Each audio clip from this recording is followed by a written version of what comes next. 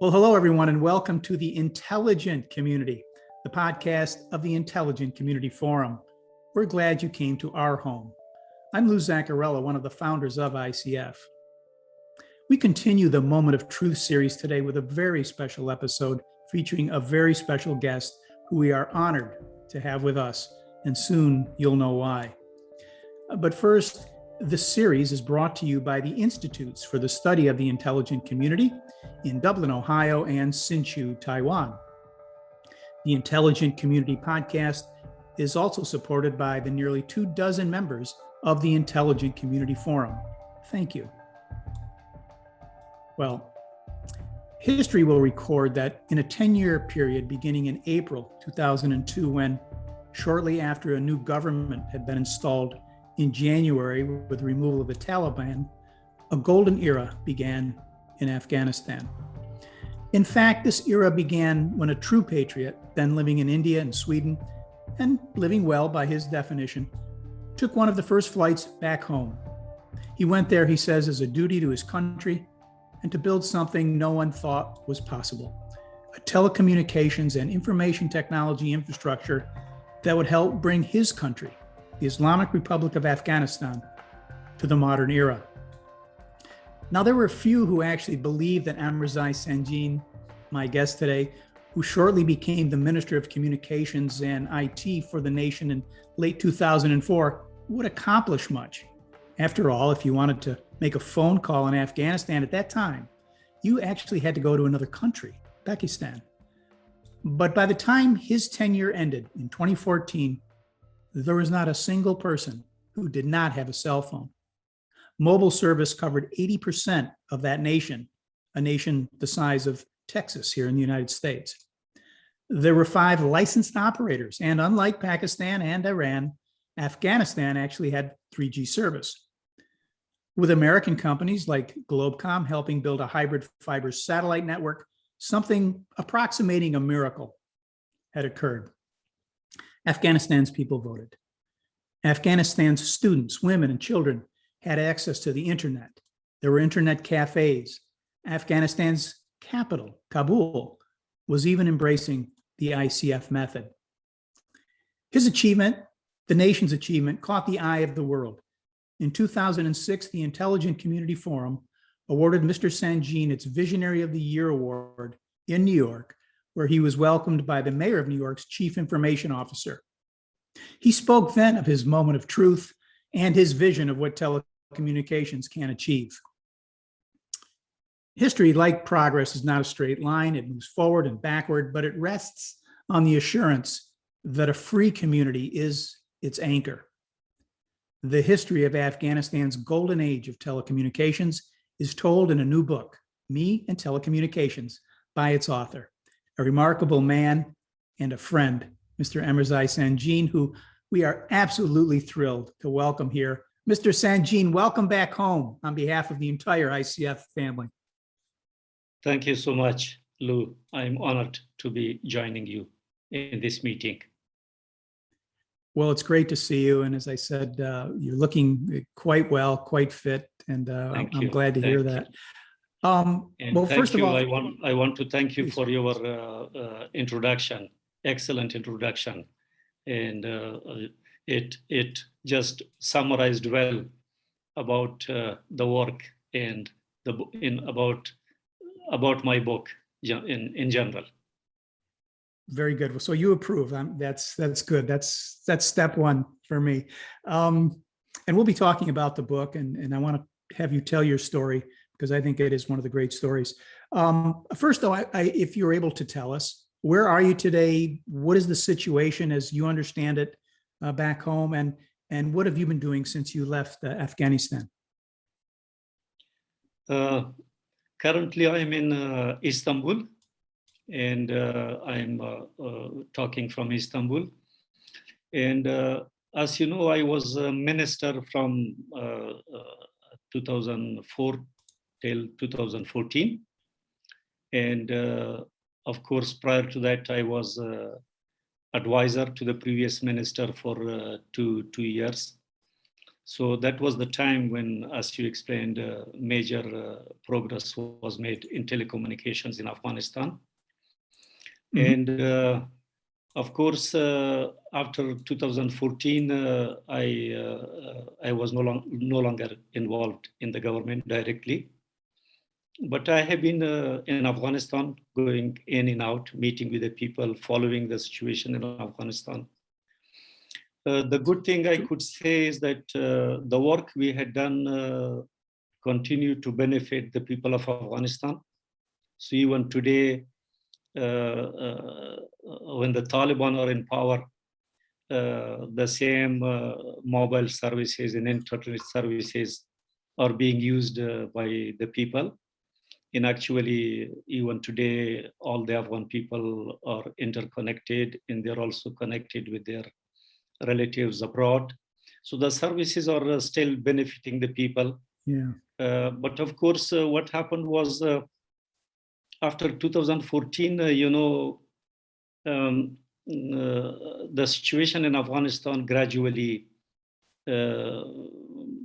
deteriorated in terms of security and in terms of economic development. And also, unfortunately, the government, the corruption in Afghanistan was on the rise.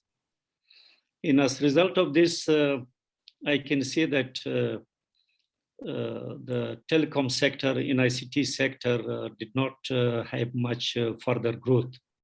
Mm-hmm. Whatever we had done during the previous period, that is still what is being used by the majority of the people. Yeah. But what happened is that as a result of this security and economic situation, I think in Afghanistan there was a big economic problem. And as a result of that, it was what I could say is a brain drain in a capital drain. Many of the people who had invested in Afghanistan, because of the kidnapping, because of the rise in the criminality, many of these Afghan investors, they actually left the country and they took out their money to Dubai maybe or to Turkey. Many of these people have moved out. And also many young people actually left Afghanistan, or they were trying to leave. Mm-hmm. And as you know, with the recent US withdrawal from Afghanistan, this only increased. And yes, we all know that maybe over 100,000 people left.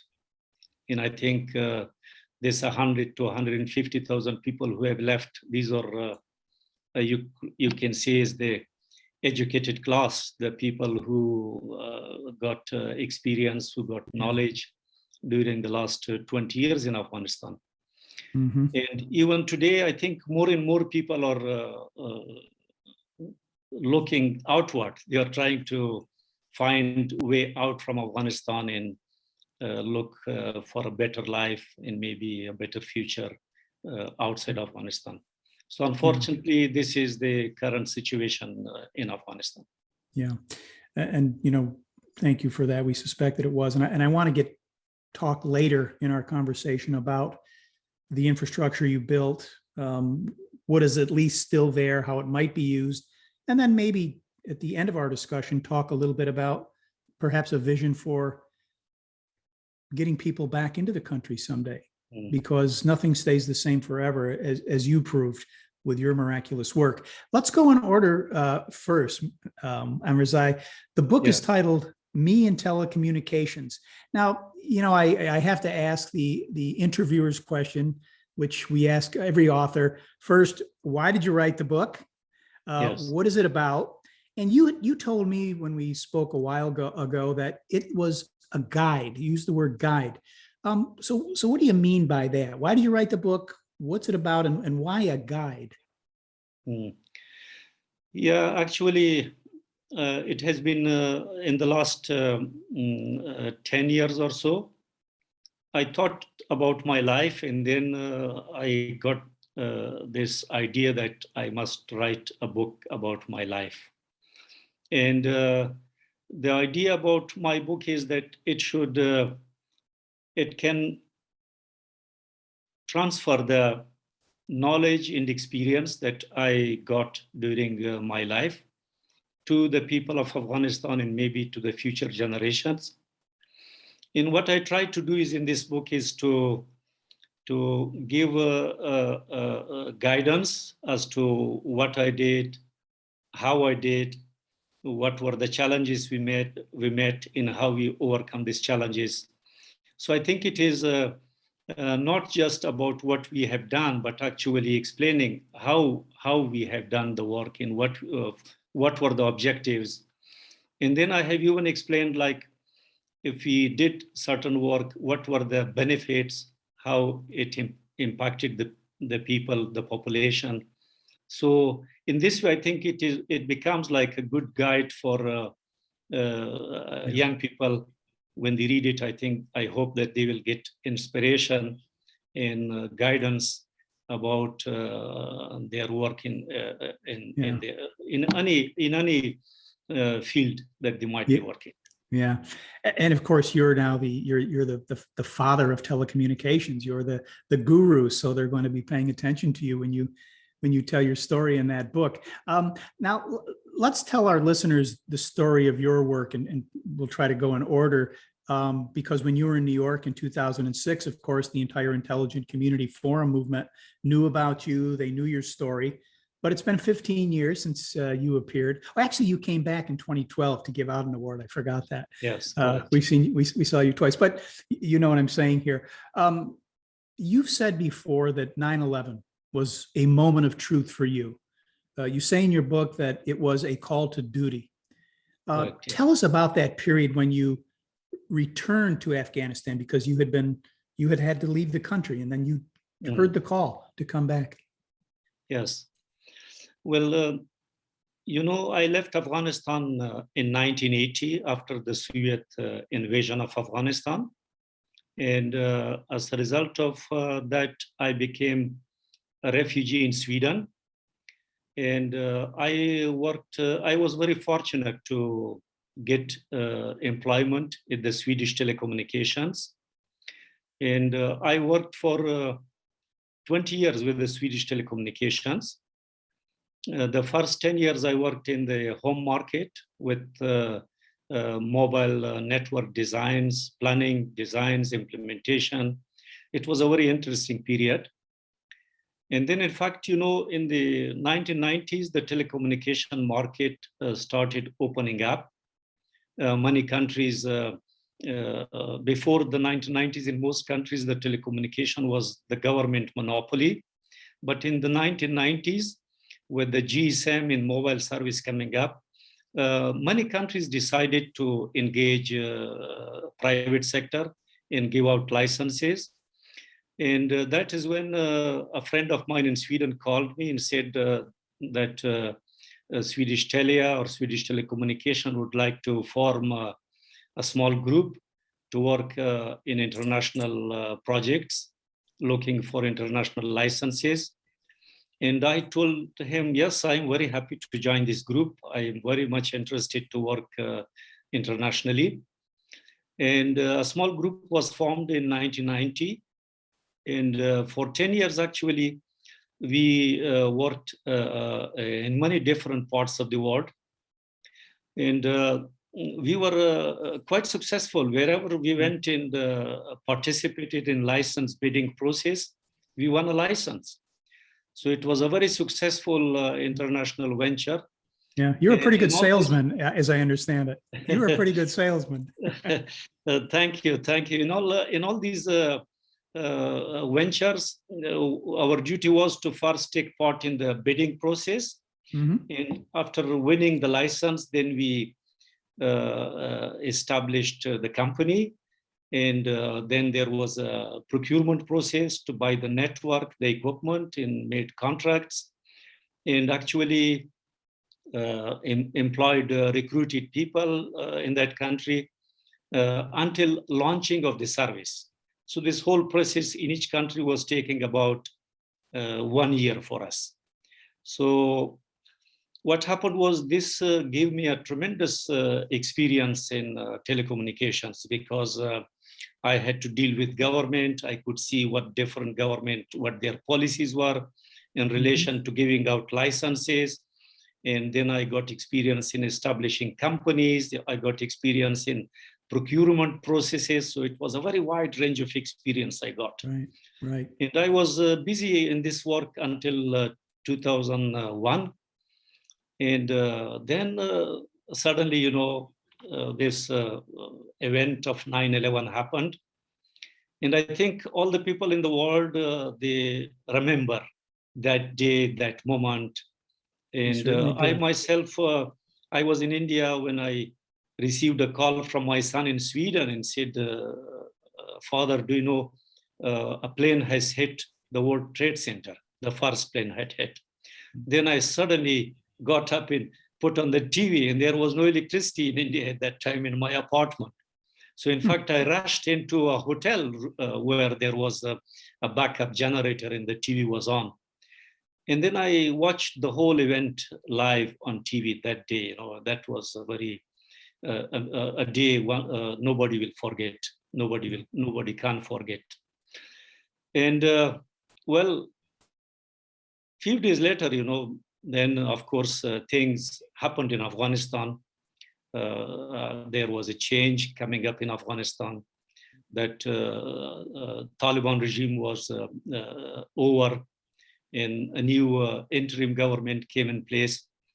And in fact, already when these changes in Afghanistan were happening, suddenly I got this feeling of returning to my home country, because I said to myself, there is a country, my home country, to which I owe so much, and which has been suffering in the last years in wars, in poverty.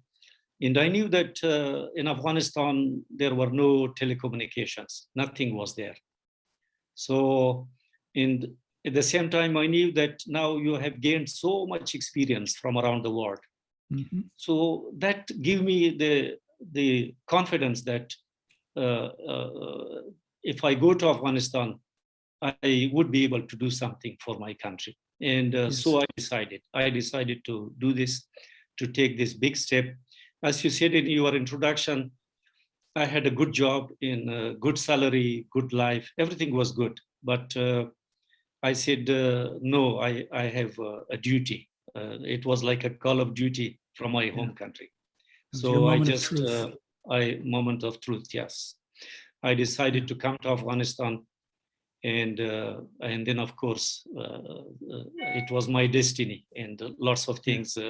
We did good work. I think we did good work. It was an enormous achievement. You can say we contributed to the life of the people, in improved quality of life. And even today, I think I'm feeling very happy that the people are still benefiting from what we did in Afghanistan. Absolutely. You did something historic for millions of people. And it certainly was a challenge. As you were telling that story, I'm thinking 1991 in Estonia. Of course, that's the year that the Soviet Union left that country, left its occupation. Yes. They then went out and really were very aggressive in building their IT infrastructure. Yes. Yes. And you were a part of that, yes, working with them to have a competitive telecommunication system. And of course, life comes full circle, doesn't it, Amirzai? Because Tallinn, Estonia is now our Intelligent Community of the Year. And of course, okay. What began was, the work that was done starting in 1991. So you've actually influenced more than one country, as it turns out. But let's stay with Afghanistan. So yes, you go back home, and I'm going to guess, with all the experience, all of the confidence, because you're a very confident man, you probably said to yourself, boy, this telecommunications system, this is not Sweden. There's not much here.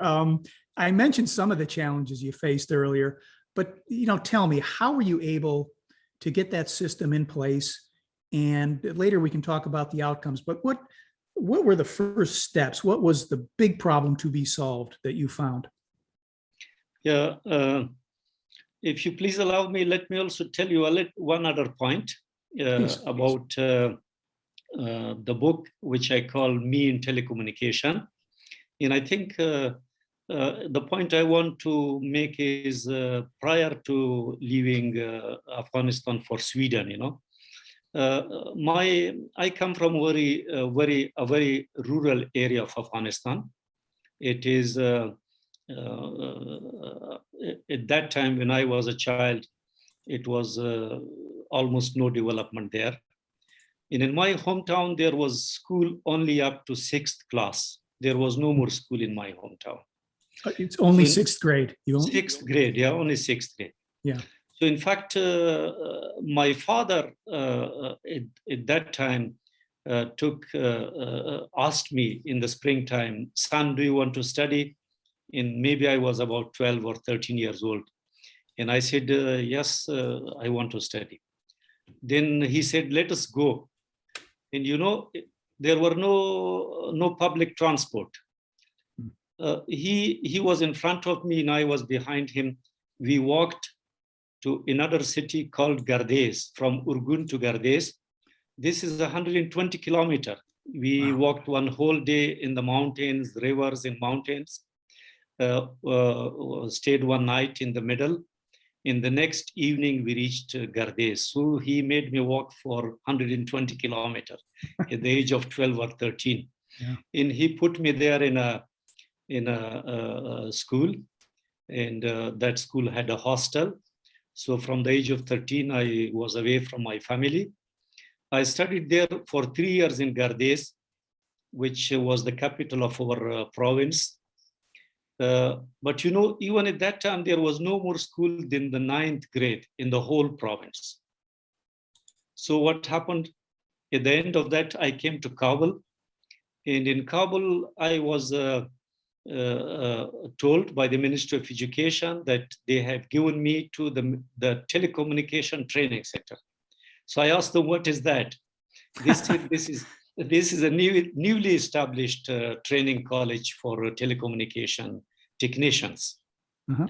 So it was a completely new college, and we were the first batch of students joining that telecommunication training center. And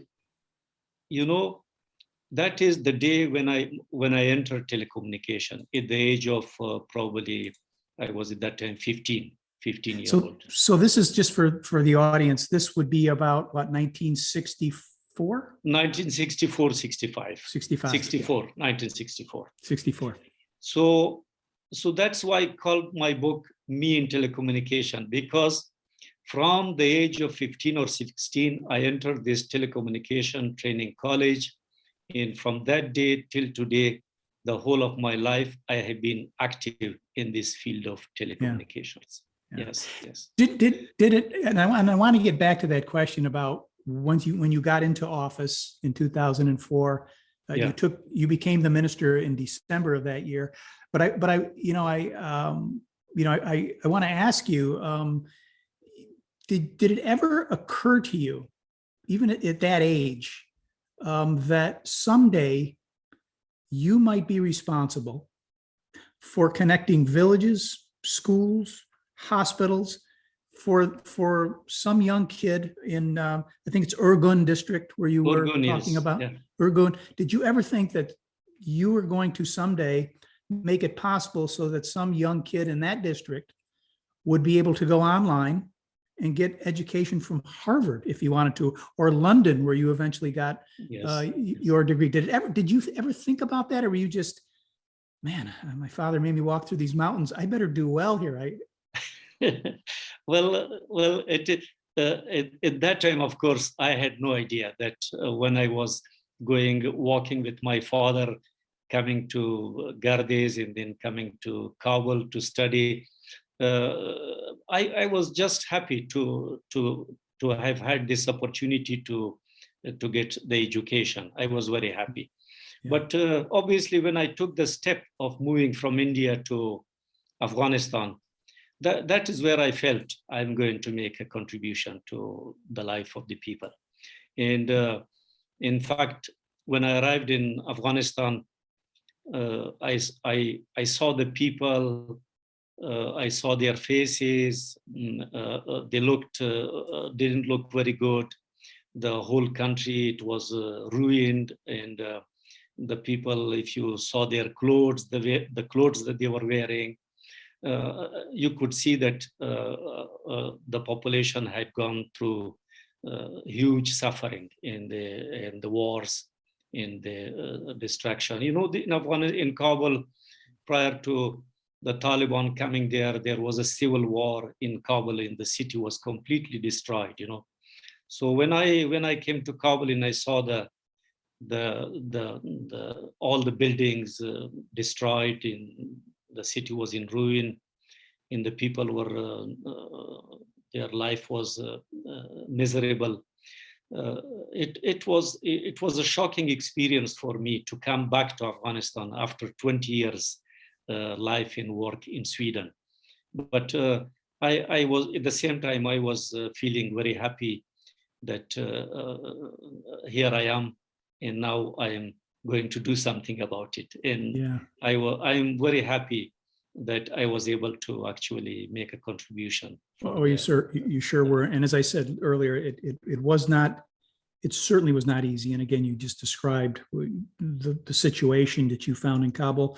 Of course, you know, Afghanistan had also been through the Soviet invasion in the 1980s. I mean, it was a very difficult place to build a telecommunications network, much less a life.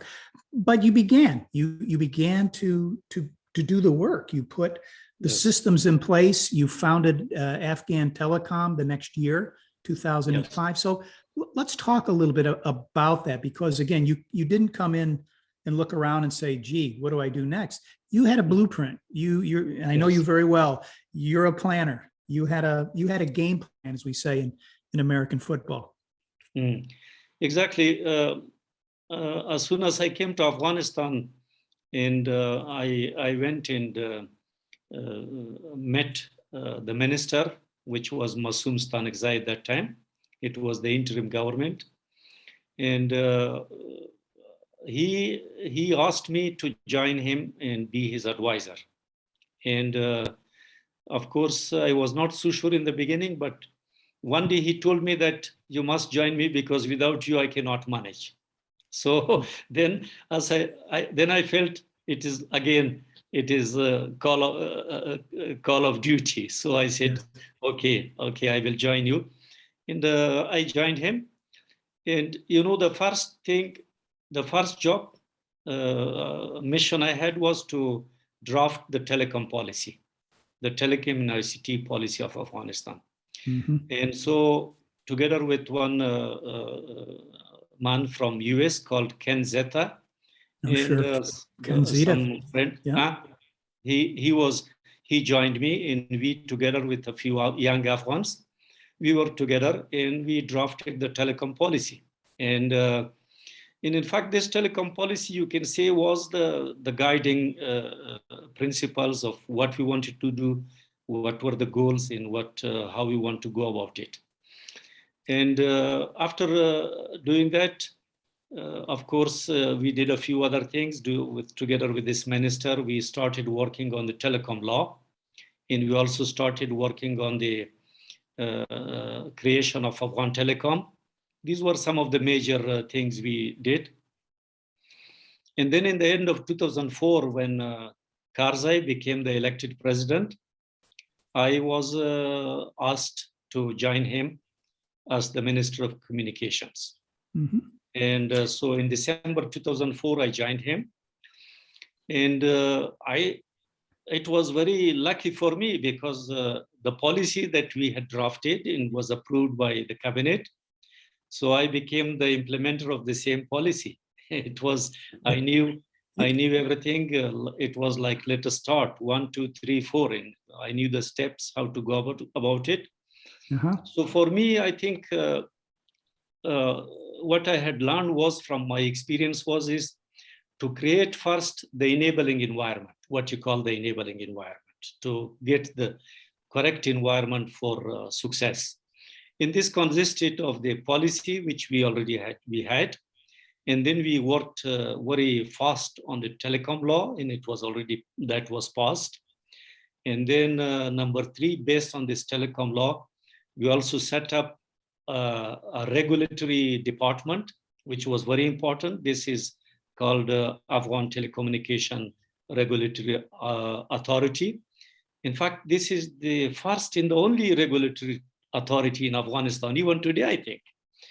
And sure. Because, without the regulatory authority, we could not succeed, because Afghan government offices, they are very bureaucratic. They will create hinder for investors. Mm-hmm. But with this creation of the ATRA, or the regulatory department, our objective was to create a single window concept where the investor could come without any bureaucracy. He would be able to present his proposals, and we would be able to talk to him and try to attract him to make the investment in Afghanistan. So this was, mm-hmm. So we had the policy, the law, and now this regulatory department. And the 4th thing I worked on was to create a working team, a team that, in my opinion, wherever I have worked, I believe in a teamwork, because, a minister sitting in a chair, he only can give directions, what need to be done. But you need a team to actually do that work, to carry out the mm-hmm. task. And you all have to be united, and you all have to be dedicated, and you all have to work in the same direction. And this is what I worked on, to create a good team of abled people who are loyal and who are united in my achieving in the goals which I set for them. And in fact, with these 4 major pillars, you can say, we were in a good position to start the actual work. And we started, and everything went very well and very fast, without too many problems. Of course, we had problems. But yeah, well, I was going to say, but you brought in investments. I mean, every year from 2004 upward, the investments increased exponentially. So the confidence in the regulations that you put in, the competitive nature you set up, as I mentioned in my introduction, 5 providers. So all of a sudden you've got a competitive environment, which of course, from Sweden's experience, lowers costs of telecommunications, increases competitiveness. So you saw all of that coming. And that was a big part of the success there. You also used satellite. I know that Dave Hirschberg's company, Globecom, was there working with you guys.